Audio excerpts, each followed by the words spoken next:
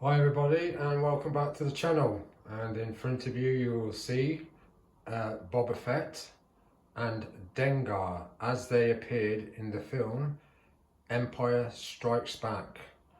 And if I come in close, first to Dengar, this is a guy I remember in the film when I first watched it, when it came out, and he kind of was more noticeable than the other bounty hunters that were with Boba Fett on the bridge of the Star Destroyer where Darth Vader was. And I've read a little bit about his backstory. He could be as ruthless as Boba Fett, but apparently, I didn't know this, after the death of Jango Fett, Boba Fett's father, this was the guy that carried on training him as a bounty hunter. And I got this figure really cheap because Black Series is normally about 28 quid, but he was around 14.99 I believe, and I like his look. That pistol there resembles very much the same sort of pistol that Han Solo has, but you never actually see him with it in the scenes on the Star Destroyer in Empire Strikes Back. So while I'm here, I'll just swing the camera around to the back. Well, obviously he's got his provisions, and I quite like that. So I will repose him again after this sequence, but that's Dengar. Good little figure. The other guys on the Star Destroyer, they've been hired by the Empire to hunt down the Millennium Falcon. They're out there, and I wouldn't mind getting them, but I'm not urgent to have them because the two key bounty hunters I liked, I have them on camera as you can see. So I'll just move him to the side and come to Boba Fett.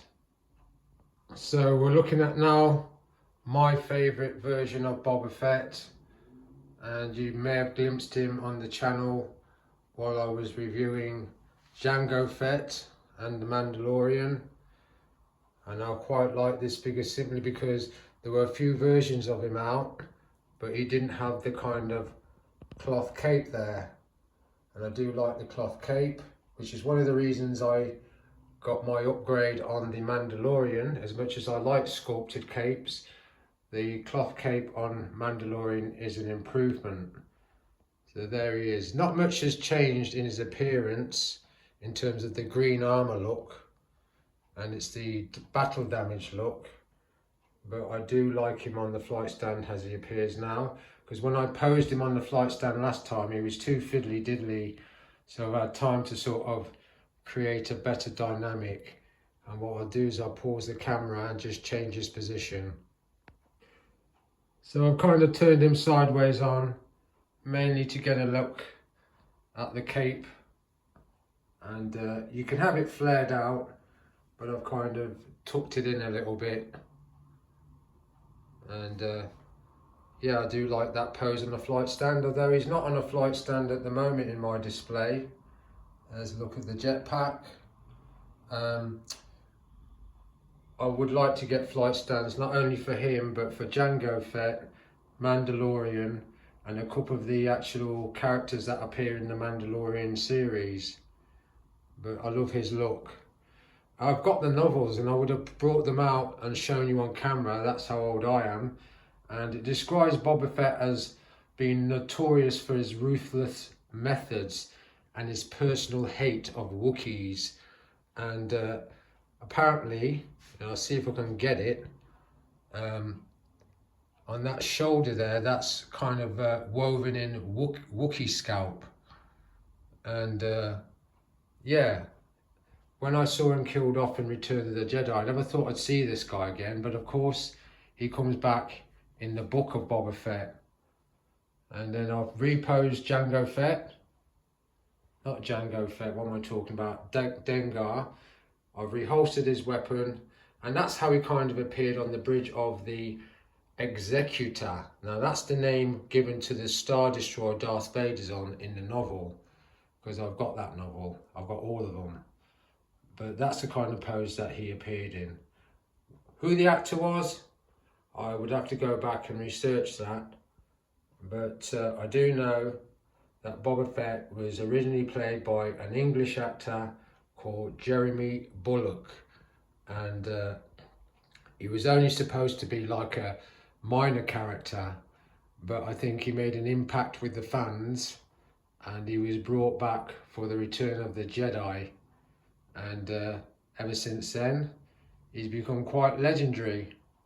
So that's pretty much it. I'm just going to change the angle again just to see what that looks like, and then I'm going to bring in another element. So this is the final little bit on Boba Fett. Just changed his angle slightly, changed his head slightly, and you can see that sidearm there, and the actual laser rifle is a little bit different from what he has now, and his new look is kind of a look I like, but this is the image I've always liked about Boba Fett. And as for Dengar, not Jango Fett as I called him, he's very poseable. As you can see, I've widened his stance, I've lowered the rifle a little bit, and one day if I get all the other bounty hunters that were in the Empire Strikes Back out, I do a complete pose out with all the figures. But before we wind it up, I'm just bringing back some old characters that you've seen before, and show you the new poses and another element to Jango Fett. So here we are. I brought Jango Fett out again. I do apologise for that finger there. Yeah, I brought him out again because on my Doctor Doom figure, he has these blast effects. And I decided to see if these blast effects would go onto the jetpack. And they fit nicely, actually. They're not very tight, but if you wanted to make sure they didn't drop out, you could get some blue tack. But it's good that you can do that, because on the Boba Fett there, he didn't have the holes to facilitate that energy effect, and neither does Mandalorian or the Book of Boba Fett version. So I quite like the fact that you can do that, because when I was on the YouTube watching the review of the character, the figure, somebody managed to create that effect. So that is what you can do if you wanted to. So I'm going to bring out 2 more figures and then we'll end it there. So this is the last bit of footage, guys, and we're going to center in on the updated version of Boba Fett and Mandalorian.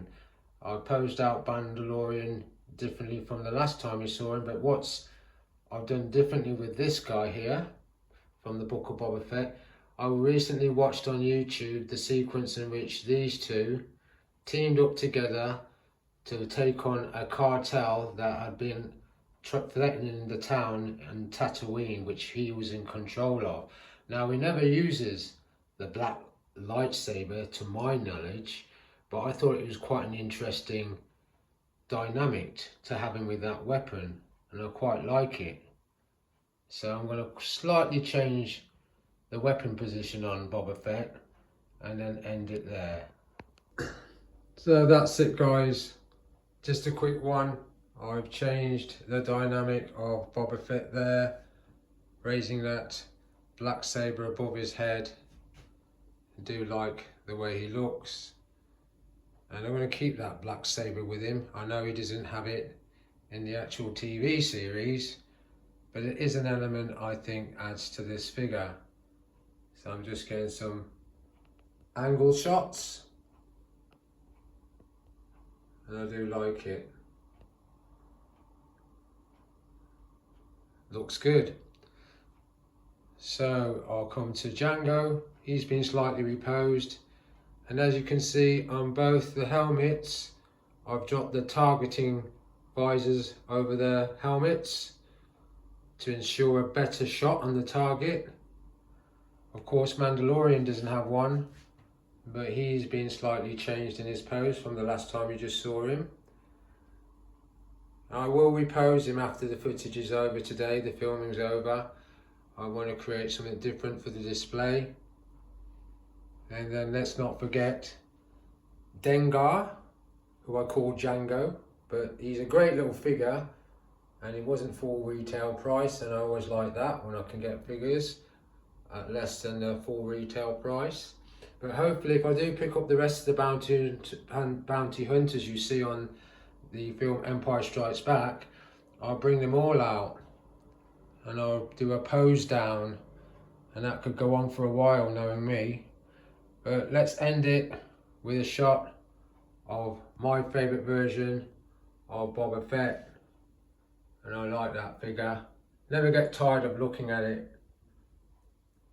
And haven't seen the Star Wars films for at least a year and a half, because I watch them back to back normally. I start with Phantom Menace and I go all the way to Return of the Jedi. And that, in my mind, is the end of the Star Wars story. But Disney brought them back out again, and I've got them because I'm a Star Wars fan. But in my opinion, they have nothing in common with the story of the Skywalker family, which is what George Lucas wrote Star Wars for, to tell the story of a family that was divided by the Force. And there you go, Boba Fett. So on that note, I'll pull back and say thanks for watching, and I'll see you again next time.